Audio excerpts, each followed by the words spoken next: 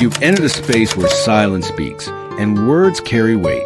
This is Lazy Readers, timeless stories for curious minds.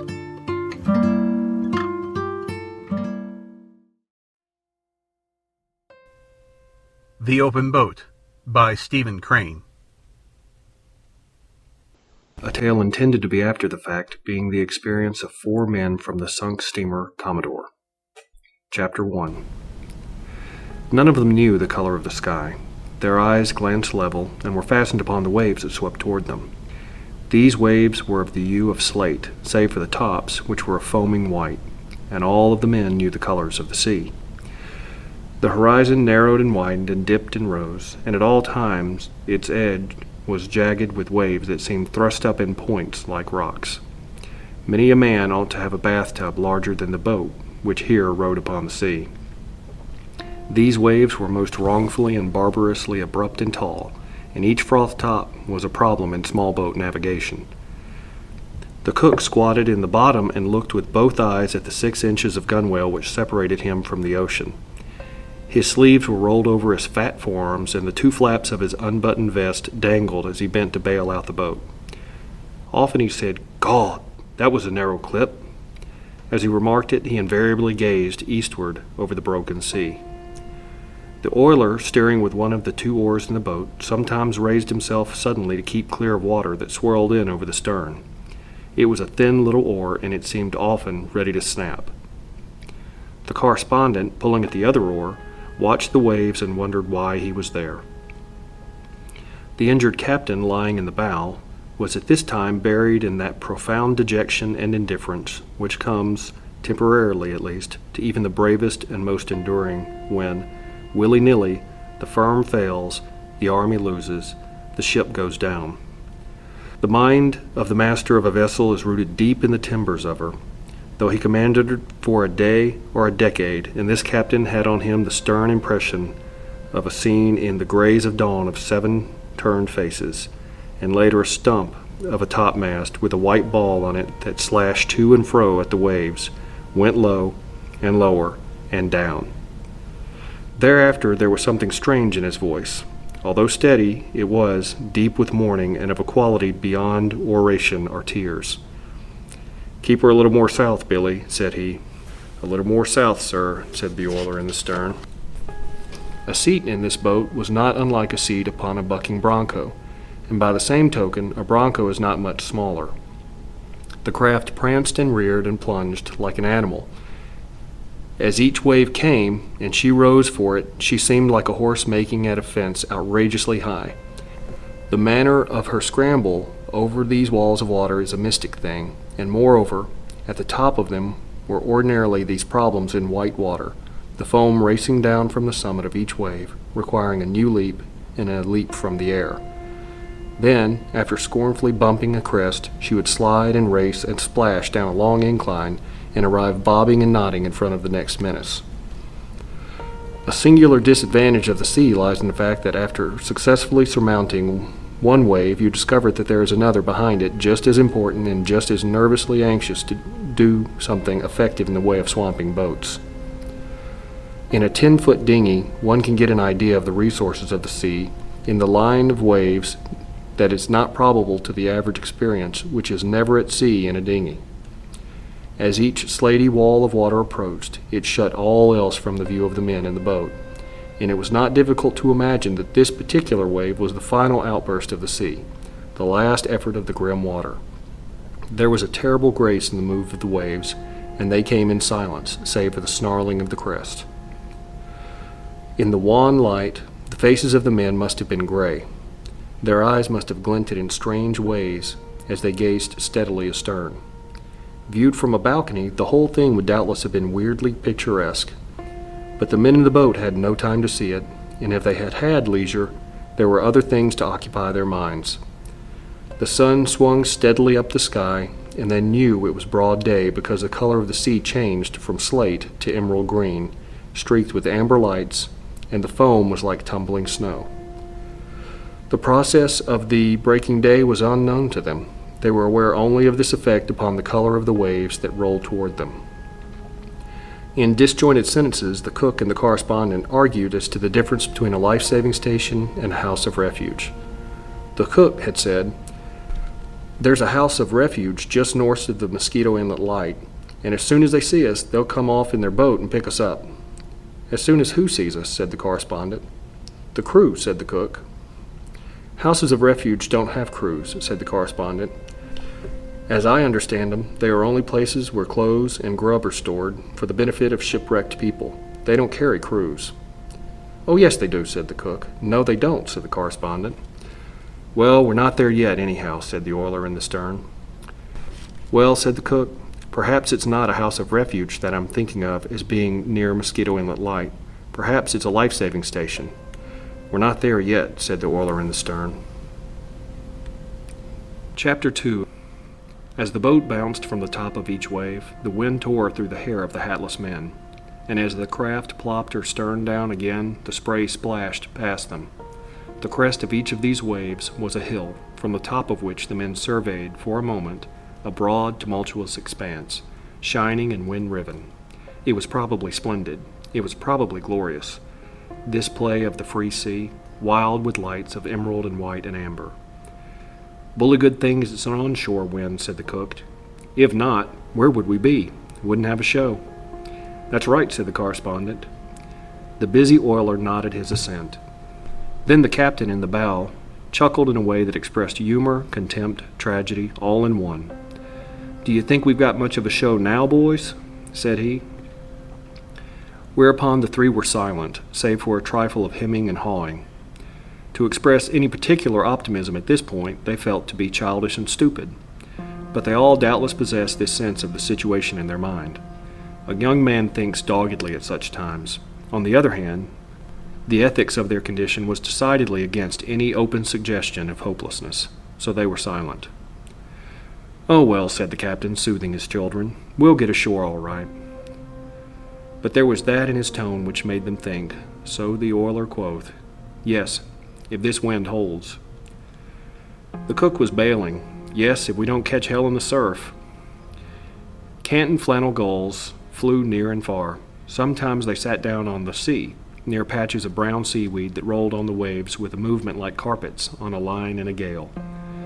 The birds sat comfortably in the groups, and they were envied by some in the dinghy, for the wrath of the sea was no more to them than it was to a covey of prairie chickens 1,000 miles inland.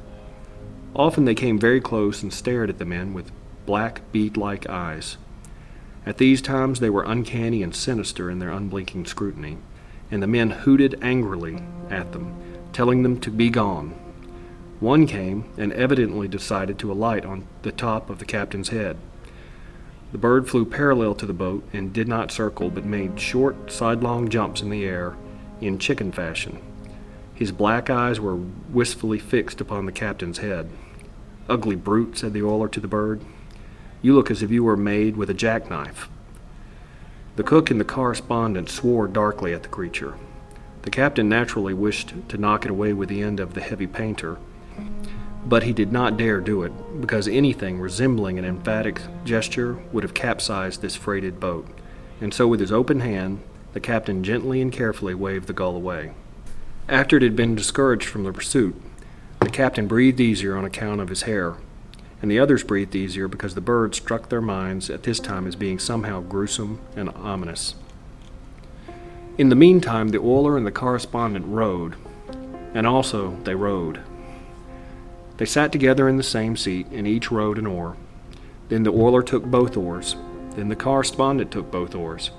Then the oiler, then the correspondent. They rowed and they rowed. The very ticklish part of the business was when the time came for the reclining one in the stern to take his turn at the oars. By the very last star of truth, it is easier to steal eggs from under a hen than it is to change seats in a dinghy. First, the man in the stern slides his hand along the thwart, and moved with care, as if he were of Sevres. Then the man in the rowing seat slid his hand along the other thwart. It was all done with most extraordinary care. As the two sidled past each other, the whole party kept watchful eye on the coming waves, and the captain cried, "Look out now! Steady there!" The brown mats of seaweed that appeared from time to time were like islands, bits of earth. They were traveling apparently neither one way nor the other. They were, to all intents, stationary. They informed the men in the boat that it was making progress slowly towards the land. The captain, rearing cautiously in the bow, after the dinghy soared on a great swell, said that he had seen the lighthouse at Mosquito Inlet. Presently the cook remarked that he had seen it.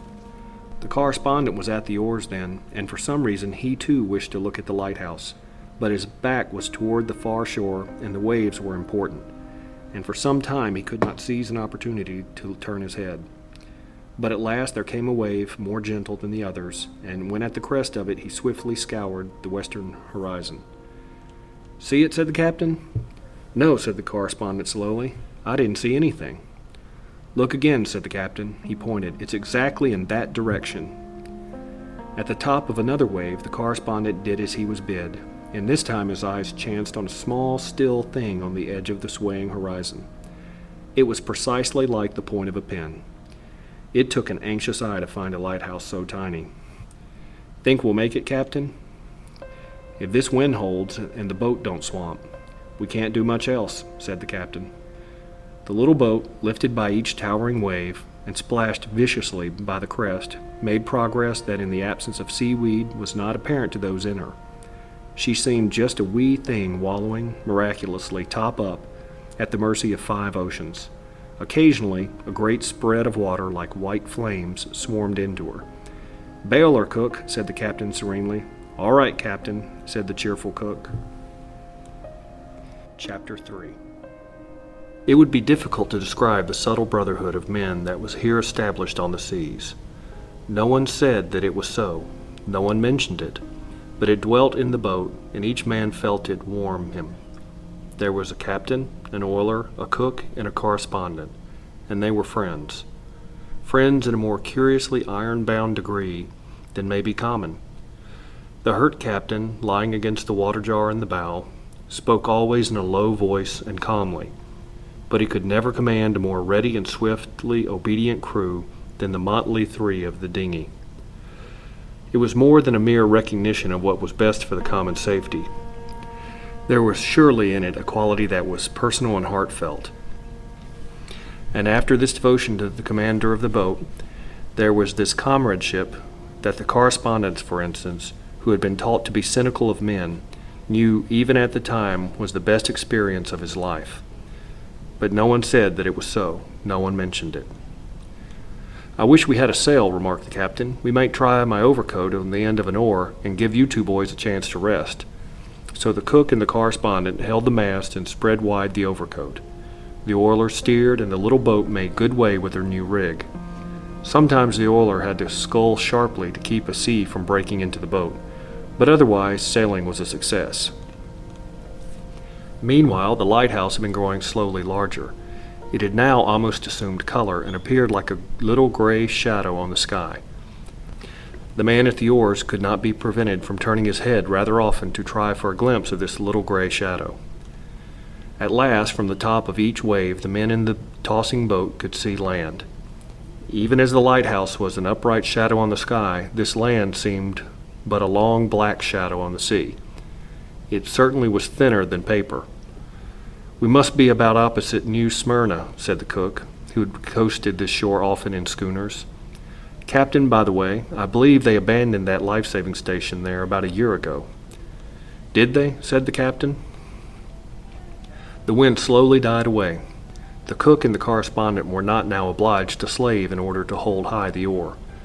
But the waves continued their old impetuous swooping at the dinghy, and the little craft, no longer under way, struggled woundedly over them. The oiler or the correspondent took the oars again. Shipwrecks are, apropos, of nothing. If men could only train for them, and have them occur when the men had reached pink condition, there would be less drowning at sea. Of the 4 in the dinghy, none had slept any time worth mentioning for 2 days and 2 nights previous to embarking in the dinghy, and in the excitement of clambering about the deck of a foundering ship, they had also forgotten to eat heartily. For these reasons and for others, neither the oiler nor the correspondent was fond of rowing at this time. The correspondent wondered ingeniously how in the name of all that was sane could there be people who thought it amusing to row a boat. It was not an amusement, it was a diabolical punishment, and even a genius of mental aberrations could never conclude that it was anything but a horror to the muscles and a crime against the back. He mentioned to the boat in general how the amusement of rowing struck him, and the weary-faced oiler smiled in full sympathy. Previously to the foundering, by the way, the oiler had worked double watch in the engine room of the ship. "Take her easy now, boys," said the captain. "Don't spend yourselves. If we have to run a surf, you'll need all your strength, because we'll sure have to swim for it. Take your time." Slowly the land arose from the sea. From a black line it became a line of black and a line of white, trees and sand. Finally the captain said that he could make out a house on the shore. "That's the house of refuge, sure," said the cook. "They'll see us before long and come out after us." The distant lighthouse reared high. "The keeper ought to be able to make us out now if he's looking through a glass," said the captain. "He'll notify the life-saving people." "None of those other boats could have got ashore to give word of the wreck," said the oiler in a low voice, "else the lifeboat would be out hunting us." Slowly and beautifully the land loomed out of the sea. The wind came again. It had veered from the northeast to the southeast. Finally a new sound struck the ears of the men in the boat. It was the low thunder of the surf on the shore. "We'll never be able to make the lighthouse now," said the captain. "Swing her head a little more north, Billy," said he. "A little more north, sir," said the oiler. Whereupon the little boat turned her nose once more down the wind, and all but the oarsmen watched the shore grow. Under the influence of this expansion, doubt and direful apprehension was leaving the minds of the men. The management of the boat was still most absorbing, but it could not prevent a quiet cheerfulness. In an hour, perhaps, they would be ashore. Their backbones had become thoroughly used to balancing in the boat, and they now rode this wild colt of a dinghy like circus men. The correspondent thought that he had been drenched to the skin, but happening to feel in the top pocket of his coat, he found therein 8 cigars. 4 of them were soaked with seawater, 4 were perfectly scatheless. After a search, somebody produced 3 dry matches, and thereupon the 4 waifs rode impudently in their little boat, and with an assurance of an impending rescue shining in their eyes, puffed at the big cigars, and judged well and ill of all men. Everybody took a drink of water. 4. "Cook," remarked the captain, "there don't seem to be any signs of life about your house of refuge." "No," replied the cook. "Funny they don't see us." A broad stretch of lowly coast lay before the eyes of the men. It was of dunes topped with dark vegetation. The roar of the surf was plain, and sometimes they could see the white lip of a wave as it spun up the beach. A tiny house was blocked out black upon the sky. Southward, the slim lighthouse lifted its little gray length. Tide, wind, and waves were swinging the dinghy northward. "Funny they don't see us," said the men. The surf's roar here was dulled, but its tone was, nevertheless, thunderous and mighty. As the boat swam over the great rollers, the men sat listening to this roar. "We'll swamp sure," said everybody. It is fair to say here that there was not a life-saving station within 20 miles in either direction, but the men did not know this fact, and in consequence they made dark and opprobrious remarks concerning the eyesight of the nation's lifesavers. 4 scowling men sat in the dinghy and surpassed records in the invention of epithets. "Funny they don't see us." The light-heartedness of a former time had completely faded. To their sharpened minds it was easy to conjure pictures of all kinds of incompetency and blindness and indeed cowardice. There was the shore of the populous land, and it was bitter, and bitter to them from it came no sign. "Well," said the captain ultimately, "I suppose we'll have to make a try for ourselves. If we stay out here too long, we'll none of us have strength left to swim after the boat swamps." And so the oiler, who was at the oars, turned the boat straight for the shore. There was a sudden tightening of muscle. There was some thinking. "If we don't all get ashore," said the captain, "if we don't all get ashore, I suppose you fellows know where to send news of my finish." Then briefly exchanged some addresses and admonitions. As for the reflections of the men, perchance they might be formulated thus: If I am going to be drowned, if I am going to be drowned, if I am going to be drowned, why in the name of the 7 mad gods who rule the sea was I allowed to come thus far and contemplate sand and trees?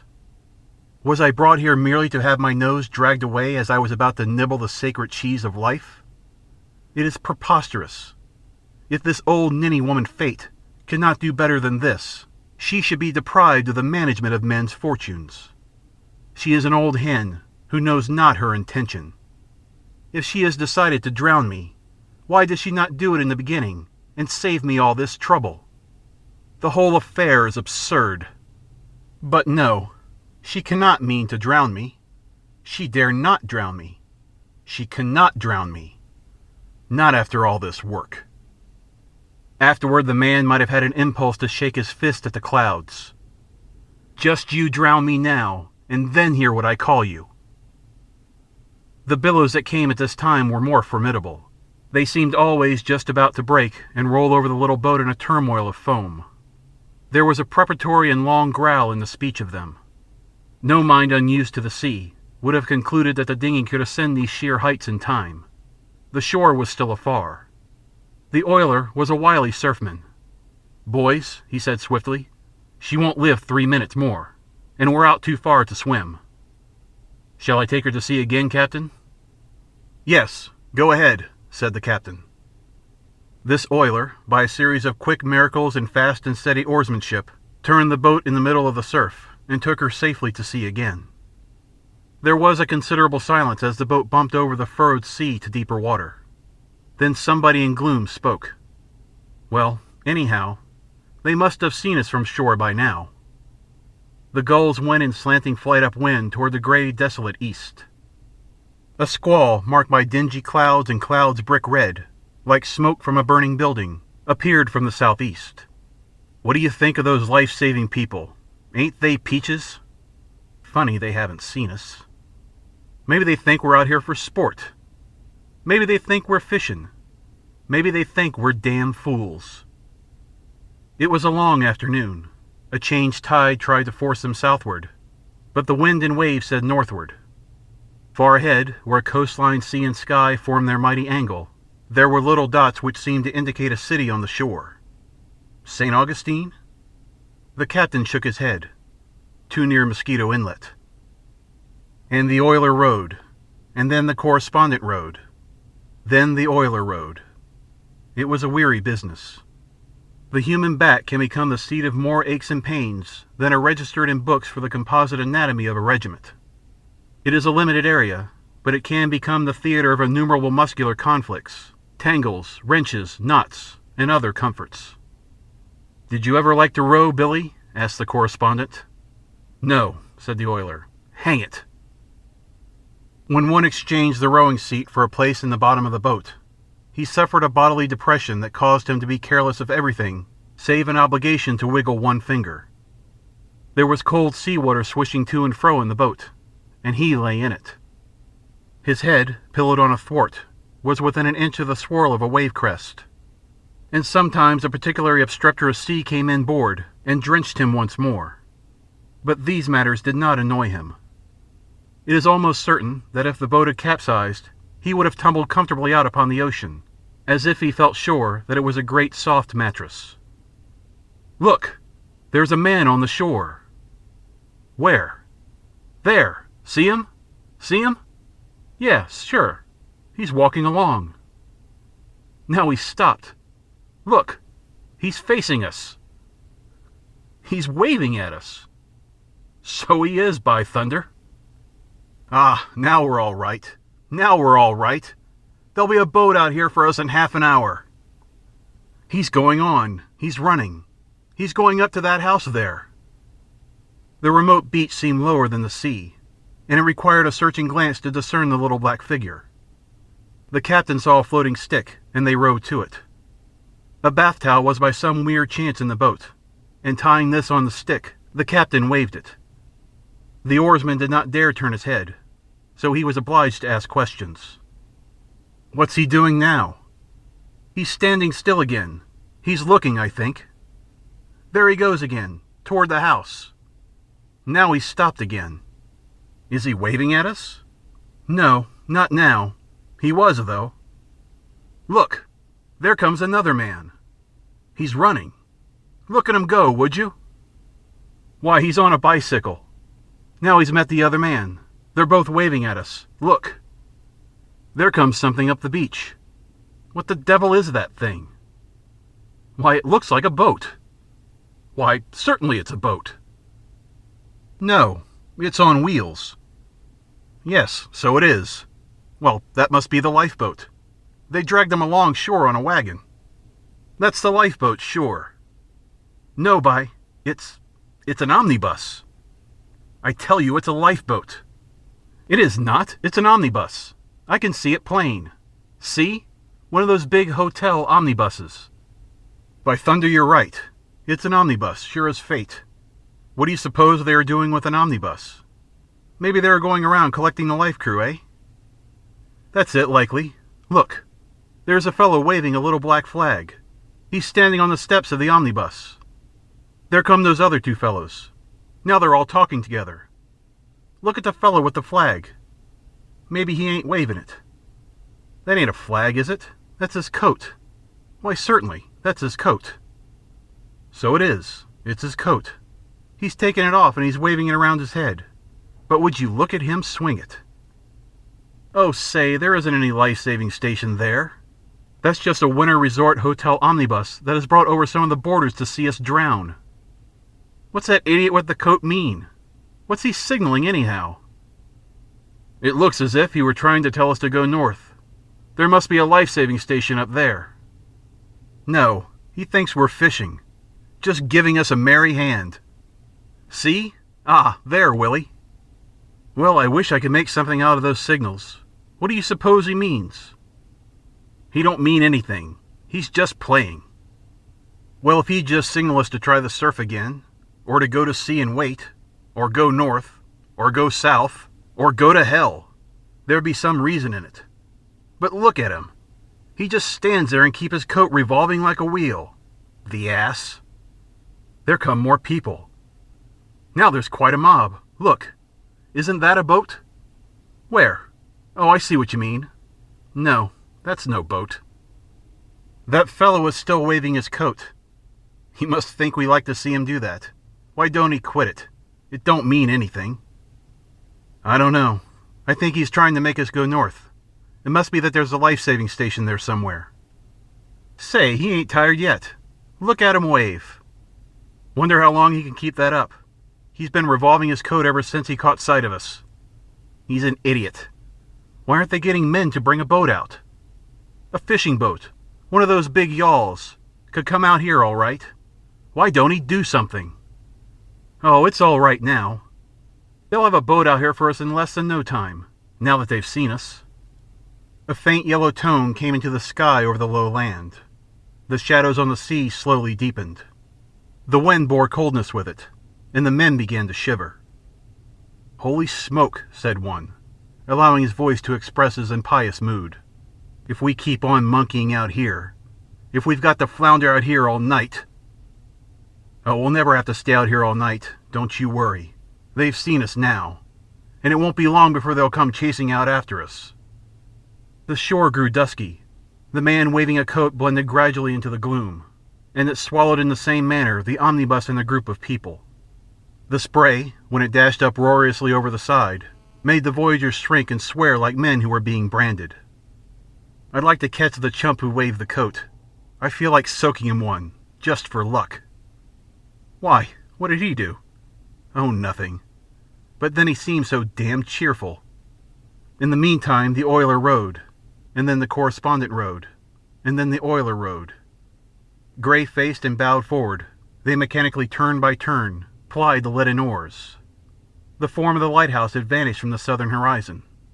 But finally a pale star appeared, just lifting from the sea. The streaked saffron in the west passed before the all-merging darkness, and the sea to the east was black. The land had vanished, and was expressed only by the low and drear thunder of the surf. If I am going to be drowned, if I am going to be drowned, if I am going to be drowned, why, in the name of the 7 mad gods who rule the sea, Was I allowed to come thus far and contemplate sand and trees? Was I brought here merely to have my nose dragged away as I was about to nibble the sacred cheese of life? The patient captain, drooped over the water jar, was sometimes obliged to speak to the oarsman. "Keep her head up. Keep her head up. Keep her head up, sir." The voices were weary and low. This was surely a quiet evening. All save the oarsman lay heavily and listlessly in the boat's bottom. As for him, his eyes were just capable of noting the tall black waves that swept forward in a most sinister silence, save for an occasional subdued growl of a crest. The cook's head was on a thwart, and he looked without interest at the water under his nose. He was deep in other scenes. Finally he spoke. "Billy," he murmured dreamfully, "what kind of pie do you like best?" 5. "Pie?" said the oiler and the correspondent agitatedly. "Don't talk about those things, blast you." "Well," said the cook, "I was just thinking about ham sandwiches and—" A night on the sea in an open boat is a long night. As darkness settled finally, the shine of the light, lifting from the sea in the south, changed to full gold. On the northern horizon a new light appeared, a small bluish gleam on the edge of the waters. These two lights were the furniture of the world. Otherwise, there was nothing but waves. Two men huddled in the stern, and distances were so magnificent in the dinghy that the rower was enabled to keep his feet partly warmed by thrusting them under his companions. Their legs indeed extended far under the rowing seat until they touched the feet of the captain forward. Sometimes, despite the efforts of the tired oarsman, a wave came piling into the boat, an icy wave of the night, and the chilling water soaked them anew. They would twist their bodies for a moment and groan, and sleep the dead sleep once more, while the water in the boat gurgled about them as the craft rocked. The plan of the oiler and the correspondent was for one to row until he lost the ability, and then arouse the other from his sea-water couch in the bottom of the boat. The oiler plied the oars until his head drooped forward, and the overpowering sleep blinded him. And he rowed yet afterward. Then he touched a man in the bottom of the boat, and called his name.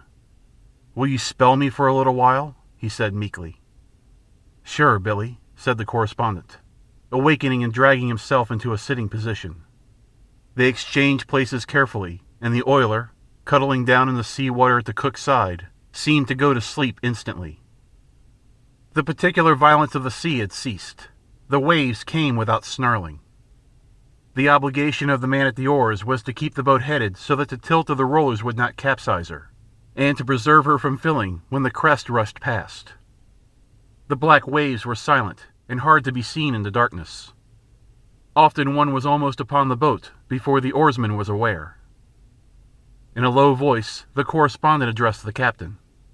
He was not sure that the captain was awake, although this iron man seemed to be always awake. "Captain, shall I keep her making for that light north, sir?" The same steady voice answered him. "Yes, keep it about 2 points off the port bow." The cook had tied a lifebelt around himself in order to get even the warmth which this clumsy cork contrivance could donate, and he seemed almost stove-like when a rower, whose teeth invariably chattered wildly as soon as he ceased his labor, drooped down to sleep. The correspondent, as he rowed, looked down at the two men sleeping underfoot. The cook's arm was around the oiler's shoulders, and with their fragmentary clothing and haggard faces, they were the babes of the sea, a grotesque rendering of the old babes in the wood. Later he must have grown stupid at his work, for suddenly there was a growling of water, and the crest came with a roar and a swash into the boat, and it was a wonder that it did not set the cook afloat in his lifebelt. The cook continued to sleep, but the oiler sat up, blinking his eyes and shaking with the new cold. "Oh, I'm awful sorry, Billy," said the correspondent contritely. "That's all right, old boy," said the oiler, and lay down again and was asleep. Presently it seemed that even the captain dozed, and the correspondent thought that he was the one man afloat on all the oceans. The wind had a voice as it came over the waves, and it was sadder than the end. There was a long, loud swishing astern of the boat, and a gleaming trail of phosphorescence like blue flame was furrowed on the black waters, It might have been made by a monstrous knife. Then there came a stillness, while the correspondent breathed with the open mouth and looked at the sea. Suddenly there was another swish, and another long flash of bluish light, and this time it was alongside the boat. It might almost have been reached with an oar. The correspondent saw an enormous fin speed like a shadow through the water, hurling the crystalline spray and leaving a long glowing trail. The correspondent looked over his shoulder at the captain. His face was hidden, and he seemed to be asleep. He looked at the babes of the sea. They certainly were asleep. So, bereft of sympathy, he leaned a little way to one side and swore softly into the sea. But the thing did not leave the vicinity of the boat. Ahead or astern, on one side or the other, at intervals long or short, fled the long sparkling streak, and there was to be heard the whirroo of the dark fin. The speed and power of the thing was greatly to be admired. It cut the water like a gigantic and keen projectile. The presence of this biting thing did not affect the man with the same horror that it would if he had been a picnicker. He simply looked at the sea dully and swore in an undertone. Nevertheless, it is true that he did not wish to be alone. He wished one of his companions to awaken by chance and keep him company with it. But the captain hung motionless over the water jar, and the oiler and the cook in the bottom of the boat were plunged in slumber. 6. If I am going to be drowned, if I am going to be drowned, if I am going to be drowned, why in the name of the 7 mad gods who rule the sea was I allowed to come thus far and contemplate sand and trees? During this dismal night, it may be remarked that a man would conclude that it was really the intention of the 7 mad gods to drown him, despite the abominable injustice of it. For it was certainly an abominable injustice to drown the man who had worked so hard, so hard. The man felt it would be a crime most unnatural. Other people had drowned at sea since galleys swarmed with painted sails, but still. When it occurs to a man that nature does not regard him as important, and that she feels she would not maim the universe by disposing of him, he first wishes to throw bricks at the temple, and he hates deeply the fact that there are no bricks and no temples. Any visible expression of nature would surely be pelted with his jeers. Then, if there be no tangible thing to hoot, he feels perhaps the desire to confront a personification, and indulge in pleas, bowed to one knee, and with hands supplicant saying, "Yes, but I love myself." A high cold star on a winter's night is the word he feels that she says to him. Thereafter, he knows the pathos of his situation. The men in the dinghy had not discussed these matters, but each had, no doubt, reflected upon them in silence, and according to his mind. There was seldom any expression upon their faces, save the general one of complete weariness. Speech was devoted to the business of the boat. To chime the notes of his emotion, a verse mysteriously entered the correspondent's head. He had even forgotten that he had forgotten this verse, but it suddenly was in his mind. A soldier of the legions lay dying in Algiers. There was a lack of woman's nursing, there was a dearth of woman's tears. But a comrade stood beside him, and he took that comrade's hand, and he said, "I shall never see my own, my native land." In his childhood, the correspondent had been made acquainted with the fact that a soldier of the legions lay dying in Algiers, but he had never regarded the fact as important. Myriads of his schoolfellows had informed him of the soldier's plight, but the dinning had naturally ended by making him perfectly indifferent. He had never considered it his affair that a soldier of the Legion lay dying in Algiers, nor had it appeared to him as a matter for sorrow. It was less to him then than the breaking of a pencil's point. Now, however, it quaintly came to him as a human, living thing. It was no longer merely a picture of a few throws in the breast of a poet, meanwhile drinking tea and warming his feet at the grate.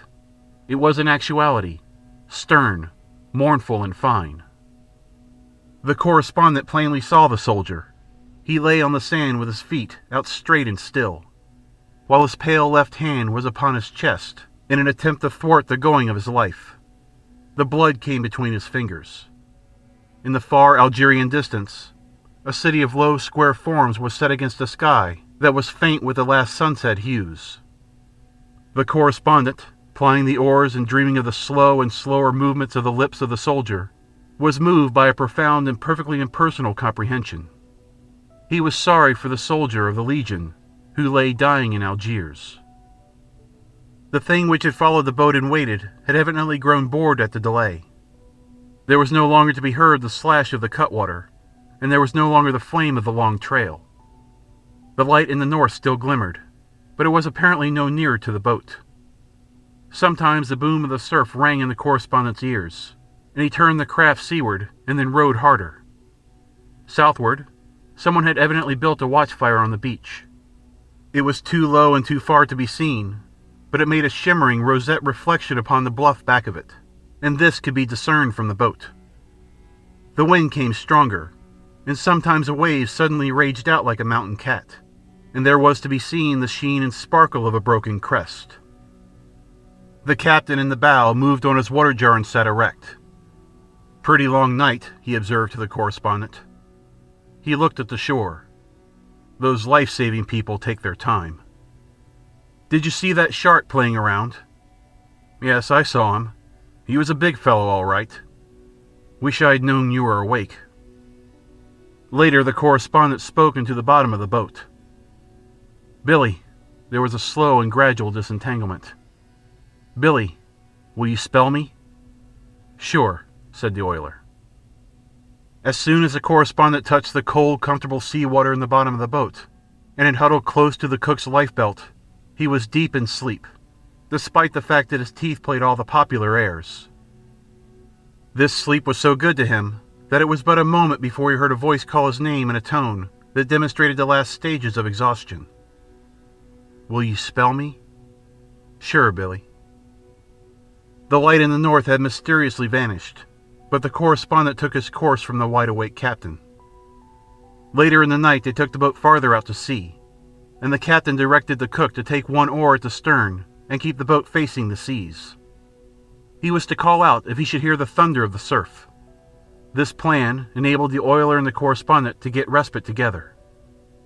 "We'll give those boys a chance to get into shape again," said the captain.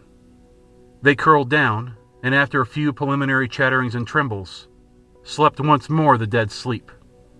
Neither knew they had bequeathed to the cook the company of another shark, or perhaps the same shark. As the boat caroused on the waves, spray occasionally bumped over the side and gave them a fresh soaking, but this had no power to break their repose. The ominous slash of the wind and the water affected them as it would have affected mummies. "Boys," said the cook, with the notes of every reluctance in his voice, "she's drifted in pretty close. I guess one of you had better take her to sea again." The correspondent, aroused, heard the crash of the toppled crest. As he was rowing, the captain gave him some whiskey and water, and this steadied the chills out of him. "If I ever get ashore and anybody shows me even a photograph of an oar." At last there was a short conversation. "Billy, will you spell me?" "Sure," said the oiler. 7. When the correspondent again opened his eyes, the sea and the sky were each of the gray hue of the dawning. Later, carmine and gold was painted upon the waters. The morning appeared finally, in its splendor, with a sky of pure blue, and the sunlight flamed on the tips of the waves. On the distant dunes were set many little black cottages, and a tall white windmill reared above them. No man, nor dog, nor bicycle appeared on the beach. The cottages might have formed a deserted village. The voyagers scanned the shore. A conference was held in the boat.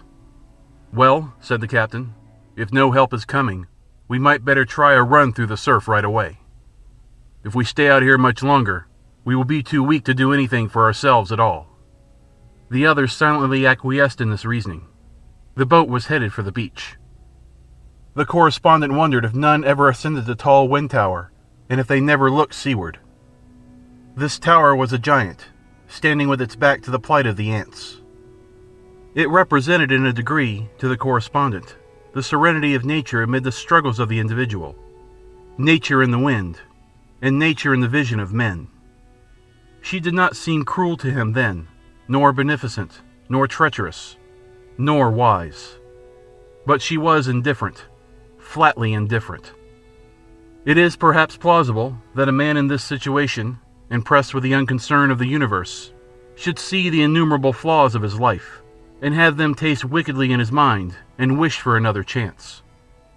A distinction between right and wrong seems absurdly clear to him then, in this new ignorance of the grave edge, and he understands that if he were given another opportunity, he would mend his conduct and his words, and be better and brighter during an introduction or at a tea.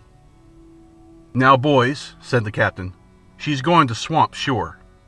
All we can do is to work her in as far as possible, and then when she swamps, pile out and scramble for the beach. Keep cool now, and don't jump until she swamps sure." The oiler took the oars. Over his shoulders he scanned the surf. "Captain," he said, "I think I better bring her about, and keep her head on to the seas and back her in." "All right, Billy," said the captain, "back her in." The oiler swung the boat then, and seated in the stern, the cook and the correspondent were obliged to look over their shoulders, to contemplate the lonely and indifferent shore. The monstrous inshore rollers heaved the boat high until the men were again enabled to see the white sheets of water scuttling up the slanted beach. "We won't get in very close," said the captain. Each time a man could wrest his attention from the rollers, he turned his glance towards the shore, and in the expression of the eyes during this contemplation, there was a singular quality. The correspondent, observing the others, knew that they were not afraid, but the full meaning of their glances was shrouded. As for himself, he was too tired to grapple fundamentally with the fact. He tried to coerce his mind into thinking of it, but the mind was dominated this time by the muscles, and the muscles said they did not care. It merely occurred to him that if he should drown, it would be a shame. There were no hurried words, no pallor, no plain agitation. The men simply looked at the shore. "Now remember to get well clear of the boat when you jump," said the captain. Seaward, the crest of a roller suddenly fell with a thunderous crash, and the long white comber came roaring down upon the boat. "Steady now," said the captain. The men were silent. They turned their eyes from the shore to the comber and waited. The boat slid up the incline, leaped at the furious top, bounced over it, and swung down the long back of the wave. Some water had been shipped, and the cook bailed it out. But the next crest crashed also. The tumbling, boiling flood of white water caught the boat and whirled it almost perpendicular. Water swarmed in from all sides. The correspondent had his hands on the gunwale at this time, and when the water entered at that place, he swiftly withdrew his fingers, as if he objected to wetting them. The little boat, drunken with this weight of water, reeled and snuggled deeper into the sea. "Bail her out, cook! Bail her out!" said the captain. "All right, captain," said the cook. "Now, boys, the next one will do for us sure," said the oiler. "Mind to jump clear of the boat." The third wave moved forward, huge, furious, implacable. It fairly swallowed the dinghy, and almost simultaneously the men tumbled into the sea. A piece of lifebelt had lain in the bottom of the boat, and as the correspondent went overboard, he held this to his chest with his left hand. The January water was icy, and he reflected immediately that it was colder than he had expected to find it on the coast of Florida. This appeared to his dazed mind as a fact important enough to be noted at the time. The coldness of the water was sad. It was tragic. This fact was somehow so mixed and confused with his opinion of his own situation that it seemed almost proper reason for tears. The water was cold. When he came to the surface, he was conscious of little but the noisy water. Afterward, he saw his companions in the sea. The oiler was ahead in the race. He was swimming strongly and rapidly. Off to the correspondent's left, the cook's great white and corked back bulged out of the water, and in the rear, the captain was hanging with his one good hand to the keel of the overturned dinghy. There is a certain immovable quality to a shore, and the correspondent wondered at it amid the confusion of the sea. It seemed also very attractive, but the correspondent knew that it was a long journey, and he paddled leisurely. The piece of life preserver lay under him, and sometimes he whirled down the incline of a wave, as if he were on a hand sled. But finally, he arrived at a place in the sea where travel was beset with difficulty. He did not pause swimming to inquire what manner of current had caught him, but there his progress ceased. The shore was set before him like a bit of scenery on a stage, and he looked at it and understood with his eyes each detail of it. As the cook passed much farther to the left, the captain was calling to him, "Turn over on your back, cook! Turn over on your back and use the oar!" "All right, sir." The cook turned on his back, and paddling with an oar, went ahead as if he were a canoe. Presently the boat also passed to the left of the correspondent, with the captain clinging with one hand to the keel. He would have appeared like a man raising himself to look over a board fence, if it were not for the extraordinary gymnastics of the boat. The correspondent marveled that the captain could still hold to it. They passed on, nearer to shore, the oiler, the cook, the captain, and following them went the water jar, bouncing gaily over the seas. The correspondent remained in the grip of this strange new enemy, a current. The shore, with its white slope of sand and its green bluff, topped with little silent cottages, was spread like a picture before him. It was very near to him then, but he was impressed as one who in a gallery looks at a scene from Brittany or Holland. He thought, "Am I going to drown? Can it be possible? Can it be possible? Can it be possible?" Perhaps an individual must consider his own death to be the final phenomenon of nature. But later, a wave perhaps whirled him out of this small deadly current, for he found suddenly that he could again make progress toward the shore. Later still, he was aware that the captain, clinging with one hand to the keel of the dinghy, had his face turned away from the shore and toward him, and was calling his name. "Come to the boat! Come to the boat!" In his struggle to reach the captain and the boat, he reflected that when one gets properly wearied, drowning must really be a comfortable arrangement, a cessation of hostilities accompanied by a large degree of relief, and he was glad of it, for the main thing in his mind for some months had been horror of the temporary agony. He did not wish to be hurt. Presently he saw a man running along the shore. He was undressing with most remarkable speed. Coat, trousers, shirt, everything flew magically off him. "Come to the boat," called the captain. "All right, captain." As the correspondent paddled, he saw the captain let himself down to bottom and leave the boat. Then the correspondent performed his one little marvel of the voyage.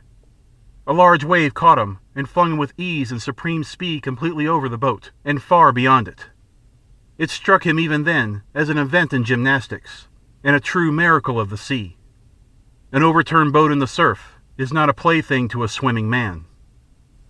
The correspondent arrived in water that reached only to his waist, but his condition did not enable him to stand for more than a moment. Each wave knocked him into a heap, and the undertow pulled at him.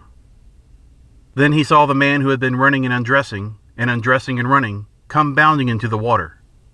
He dragged ashore the cook, and then waded towards the captain. But the captain waved him away, and sent him to the correspondent. He was naked, naked as a tree in winter, but a halo was about his head, and he shone like a saint. He gave a strong pull, and a long drag and a bully heave at the correspondent's hand. The correspondent, schooled in the minor formulae, said, "Thanks, old man." But suddenly the man cried, "What's that?" He pointed a swift finger. The correspondent said, "Go." In the shallows, face downward, lay the oiler. His forehead touched sand that was periodically, between each wave, clear of the sea. The correspondent did not know all that transpired afterwards. When he achieved safe ground he fell, striking the sand with each particular part of his body. It was as if he had been dropped from a roof, but the thud was grateful to him. It seems that instantly the beach was populated with men with blankets, clothes, and flasks, and women with coffee pots, and all the remedies sacred to their minds. The welcome of the land to the men from the sea was warm and generous, but a still and dripping shape was carried slowly up the beach, and the land's welcome for it could only be the different and sinister hospitality of the grave. When it came night, the white waves paced to and fro in the moonlight, and the wind brought the sound of the great sea's voice to the men on shore. and they felt that they could be the interpreters. End of The Open Boat by Stephen Crane.